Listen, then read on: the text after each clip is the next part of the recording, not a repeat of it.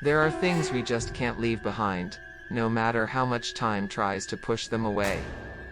Some stories cling to our skin, like the smell of old memories tucked away in a forgotten trunk. Going back was the mission isn't just a poetic phrase, it's a silent call that echoes in the hearts of those who lived the war from the inside out. When the dust of conflict settles, what remains is an internal memo of pain, sacrifice, and connections that never truly break. But why would anyone choose to return to a battlefield where they nearly lost everything? What makes a soldier, long removed from the trenches, decide to wear the uniform again? That question holds more than strategy. It carries emotion, honor, and even regrets, whispered through a sorry that rarely escapes the lips. The external conflict might end, but the internal one, that can last a lifetime. In this story, you'll hear voices that won't be silenced, the voices of brothers and sisters in arms who still remember the sound of explosions, the look in someone's eyes during their final moments, and the kind of silence that's heavier than any scream. These are real, human stories filled with longing, courage, and a pain that refuses to let go. Every word carries the weight of someone who gave far more than duty required. You'll discover that, often, going back isn't just about bravery. It's about reconnecting with your own story, with those who stayed behind, with the ideals that, even if worn and bruised, still beat strong in your chest. And maybe, as you listen to these stories, you'll find a part of yourself, something that had been forgotten or was just waiting to be remembered. There are moments in life that defy explanation, you just feel them. Like the instant a soldier steps back onto familiar ground, but is no longer the same man who left. His gaze is different now, heavier, as if each step stirred a hidden memory. Old things rise to the surface: worn-out boots, the crackle of a radio, the smell of wet canvas. And with all that come the silences that scream from within. There's a kind of pain that doesn't hit like a grenade, it seeps in, slowly, day after day. What do you do with so many stored images? Some try to forget. Others try to turn it into purpose. Going back is like opening a box of memories and coming face to face with a fallen comrade, a face lost in the fog of time. And even when everything says move on, something deep inside insists it's not over yet. When a soldier returns, he carries more than medals and stories. He brings ghosts. He brings a rare kind of courage, the kind you don't see in movies, the courage to face your own inner war. What was once a battlefield outside now becomes a quiet storm inside the heart. The emotional memo is clear: you can't erase what you've lived, but maybe, just maybe, you can find meaning in it. Sometimes, all someone needs is to be heard. Pain, when shared, feels lighter, especially when met with listening ears. That's when many realize the mission doesn't end after combat. It continues through connection. Connecting with others who feel the same, who understand without judgment. And that connection? It can save a life, maybe more than one. Because deep down, the soldier who returns carries more than memories. He carries a legacy. A sacrifice made in the name of something greater. Even when words fail, his presence speaks volumes about struggle, about brotherhood, about humanity. And above all, about a calling that never fades, not even in peace. So what makes someone return to a place of pain and loss? Maybe it's duty. Maybe it's honor, the kind that doesn't weaken over time. Maybe it's for a comrade left behind, a fallen leader, an unfinished mission. Many say sorry to themselves for even considering going back, as if it were weakness. But it's the opposite. Returning takes a rare strength born of loyalty and belief in something beyond oneself. And it's not just about war. Many return to serve in other ways: social outreach, peacekeeping, rebuilding communities. That conflict is quieter but just as human. The soldier becomes a bridge, a link between worlds that rarely meet. And that bridge must be strong, built from real experience. In 1982, a cold, remote archipelago became the site of one of Latin America's most impactful wars, the Malvinas or the Falklands, as the British say. For many Argentine soldiers, that war wasn't just about geopolitics. It was personal. It exposed technological gaps, political unpreparedness, but also revealed a bravery still remembered today, with pride and pain. Weeks of bombing, freezing temperatures, and irreplaceable loss. Looking at that history, it's clear that going back is never just a personal act. It's part of a larger cycle. Every return carries the memory of those who came before, of those who fell for a cause, and of those still bearing the weight of doing good amid chaos. History isn't written only in dates but in lives. You know that pain that doesn't show up on a medical scan? The one that hides beneath your skin, tucked in the corner of your soul? That's how Marcos described what he lived through in the Malvinas. It was cold, but that's not what hurt, he said, holding back tears. His comrade, Ferreira, was hit by shrapnel in the night. What lingered was silence, the kind that makes you want to scream. He still feels guilty. Wishes had said one last "I'm sorry" before it was too late.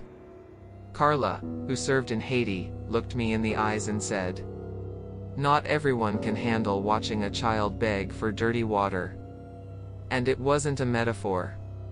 She spoke of a little girl who offered a button in exchange for bread. A button. That's when I realized war has many forms. Sometimes it wears a uniform. Sometimes it wears hunger. It was there she learned that being a soldier also means connecting with the humanity in others. She didn't return the same, and she didn't want to. Being strong is knowing where you can bend without breaking. Elias, he's one of those guys who says little, but when he speaks, you feel it in your soul. I didn't cry when I saw my buddy wounded. But I cried when an old woman called me son. That was during a humanitarian mission in northern Brazil, after a flood. That's when I realized war isn't just gunfire. It's watching people suffer and not being able to do more. His emotional memo is always active. Some days I wake up hearing helicopter blades, but there's no helicopter. Just memory. Then there's Lima, who fought a private war when he got back. Leaving the battlefield was easy. Leaving the war inside, that was the hard part. He said for a long time, he chased chaos like an old friend. The noise brought comfort, ironically. Then he started helping other veterans. That's when the pain began to hurt less. Because when you reach out, the weight gets lighter. Today, he says the sacrifice was worth it, but reminds us, no one comes back the same. These testimonies aren't just memories. They're beacons. Lights in the fog for those still lost in the aftermath. Each story is a reminder that service doesn't end when the fighting stops. And that sometimes, the greatest act of courage is admitting the mission left marks. Not for pity, but to prove that yes, survival is possible. And so is moving forward. The truth is, no one's really prepared for what comes after the first shot. Soldier Gustavo told me that at first, he thought it'd be like training focus, tactics, fast response. But there, deep in the jungle with his heart racing, he realized the real enemy was in his own mind. I caught myself thinking about my mom right in the middle of a firefight, he said, half laughing, half emotional. It's strange, but the mind does that, grabs onto what's familiar. A memory, a prayer, a comrade's face you pray won't fall. Denise, a field officer, looked at me with eyes that seemed to pierce through time. "You know what stayed with me the most?" she asked. The sound of a silent radio after an explosion. Because if there was no static, it meant someone wasn't coming back. She had to keep going, make decisions, hold the unit together, but confessed that something inside her broke. No uniform shields you from the pain of losing someone who shared your last drop of water. That sticks to your soul like dust on old things. Raphael, who joined a humanitarian mission in the dry backlands, brought another perspective. He said the battlefield, sometimes, is emotional. You show up thinking you're delivering supplies. You leave carrying emotional weight they never warned you about. He remembered an elderly woman who hugged him tightly, saying nothing. It was like she was saying, "Sorry for what you have to carry." That kind of connection crosses every barrier.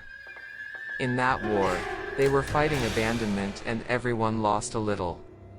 Warrant Officer Tavares didn't want to speak. Instead, he showed me an old black notebook. Inside scribbled pages, names, dates, scattered thoughts. "My field memo," he joked. Each page holds a piece of the mission still stuck in me. There were moments of tension but also solidarity, like the day the unit shared a single canteen with 3 wounded soldiers.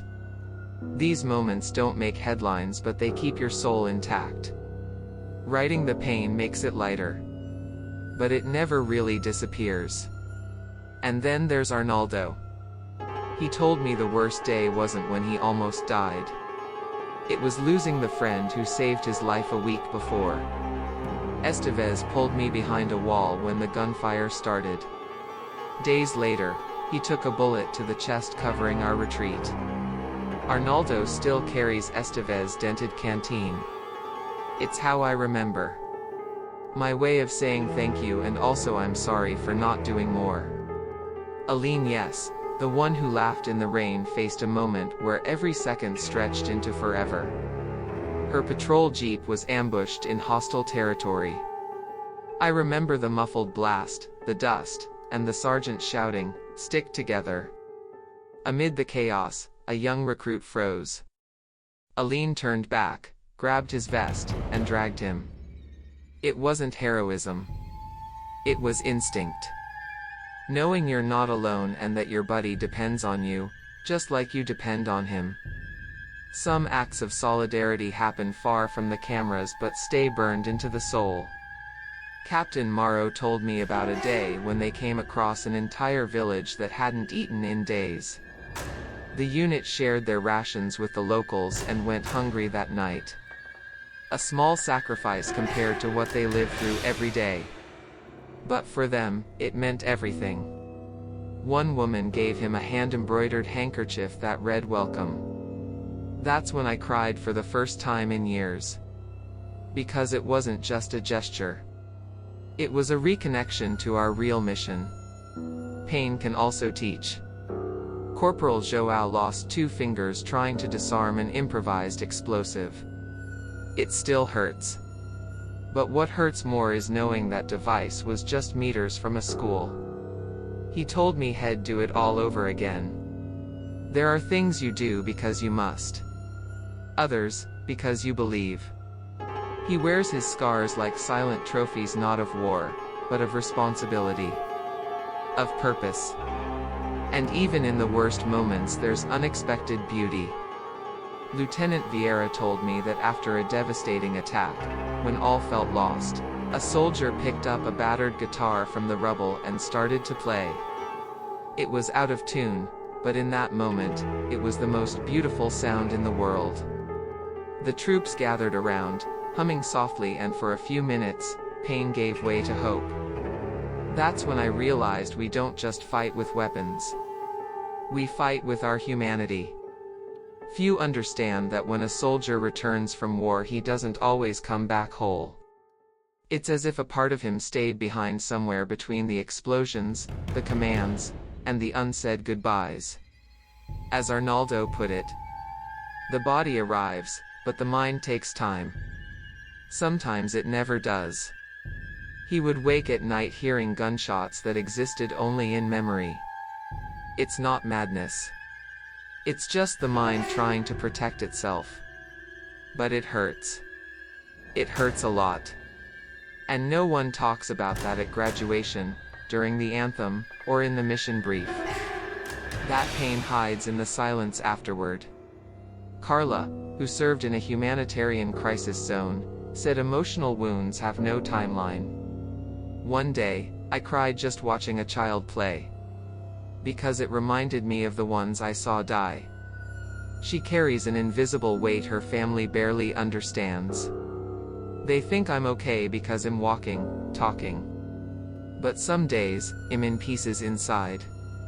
She doesn't want pity just for people to understand. The sacrifice continues, even far from the battlefield. Tavares, always straight to the point, told me something I've never forgotten. The conflict doesn't end when the shooting stops. It ends if it ends when we forgive ourselves. He spoke of fast decisions, long-held guilt, memories that return without warning. Many pretend they're fine. But the mind keeps score. And if there's no space to talk, that pain becomes a ticking time bomb. That's why he says talking is part of the healing. Silence, he warns, can be the beginning of the end. Some learn to cope. Others drown. Raphael said he distanced himself from family. I didn't want to infect them with my pain. But that distance became another kind of suffering. It was like living in a minefield inside my own home. He found healing in a veterans group. They listened. They got it. I'm not whole yet, but now I can remember without falling apart. He learned the goal isn't to erase. It's learning to walk forward with the marks. Because war changes you. It reshapes how you look, how you love, how you live. And every soldier carries an internal memo. An emotional record of battles no one else can see.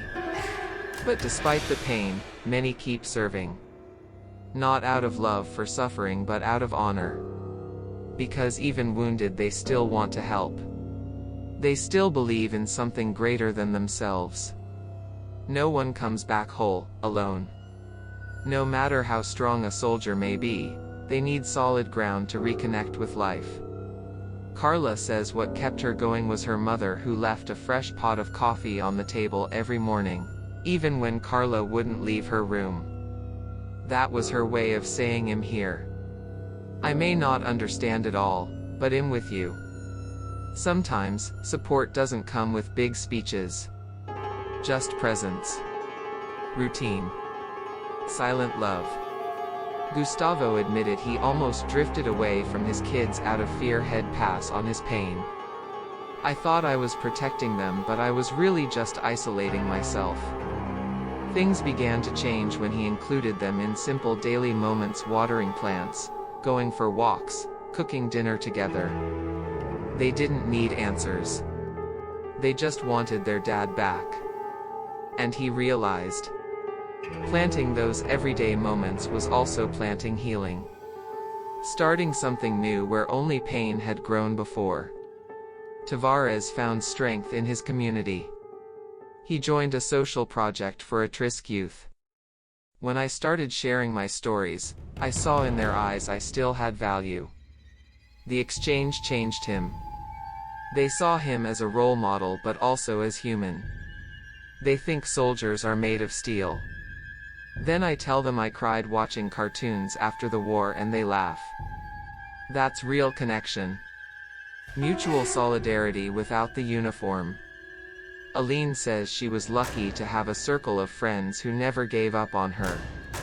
Even when I stopped replying to messages, they kept sending them. One of them eventually dragged her almost literally to her first group therapy session.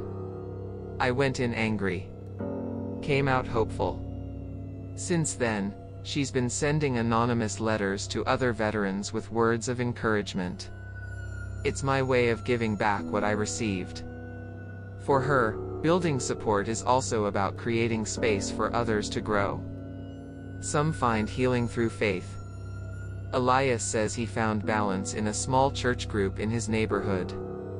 I'm not the most religious guy, but there no one asked what I did or didn't do. They just hugged me.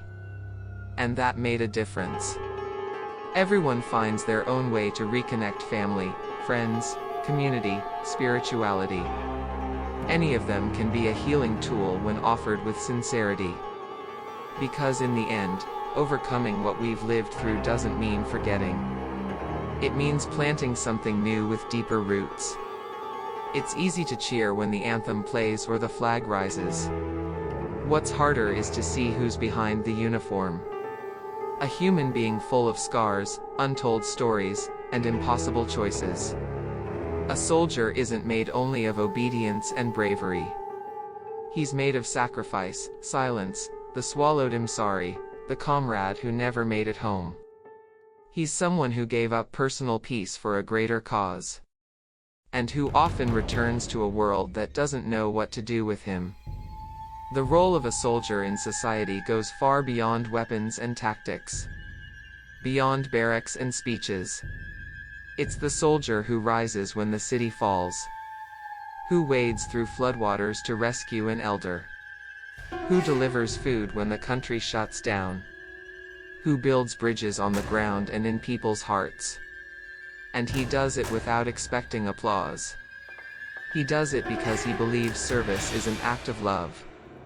A firm, disciplined love, but deeply human. And yet, how many times does society turn its back? How many times do veterans return to closed doors, denied jobs, skeptical looks? The invisible memo in their hearts remains unread, untranslated. But that must change. Because a soldier isn't a war robot. He's a connector. Someone who, even marked by pain, still wants to do good. Still believes in something greater than himself. And after all this, one question remains. One you might not be able to ignore anymore. What have you done for those who gave everything for us? The stories of these soldiers aren't just about war. They're about humanity. About pain that lingers, the power of connection, and the journey toward healing. And most of all, about the courage it takes to return.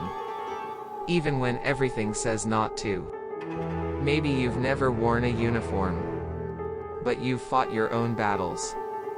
And if there's one thing these voices teach us, it's this. It's not the size of the war that defines the victory. It's how we rebuild ourselves afterward. So, ask yourself. Are you facing your battles or hiding from them?